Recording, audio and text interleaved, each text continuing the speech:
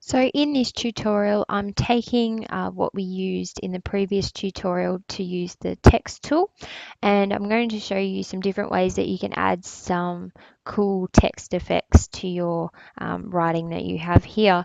So what you need to do is in the right hand side of your workspace is the layers palette. Now you'll see there's a T and the word Google to indicate that this is our type layer. So this is our layer that has what we've typed on previously. If I click the I, obviously that type layer disappears. Okay, so what you need to do is you need to right click this layer and we're going to select blending options.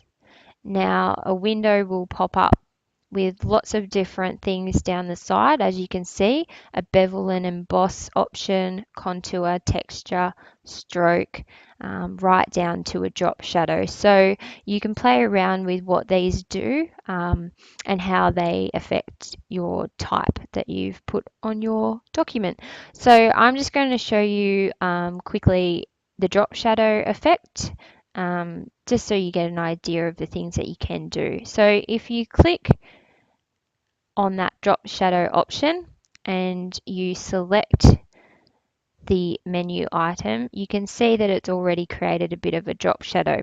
But if you wanted to play around with that a little bit more, you can change the mode. So I'm going to go to normal, and you can also change the distance of that drop shadow. You can also change the spread, okay, and the size. So you can really play around with different effects, okay? You can also change your opacity, so if you don't want it as bold, and you can also change your color here. So if you wanted, say, a blue drop shadow, for example, okay? So there's some of the options there in your drop shadow palette, so you can muck around and see what different effects you can get. If you click that off, it will go back to the normal text that you started with. So another one that I'm going to show you is the bevel and emboss adjustment. So again, if you click the tick and then select the menu, again, you can choose lots of different options that you can select. So I'm doing a bit of an emboss, so if you want it to have a bit of an embossed look, or you can try a bevel.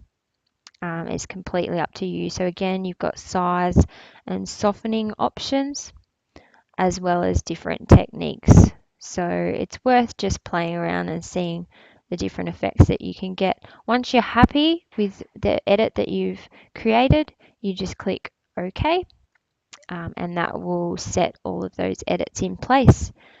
And that's it for text effects.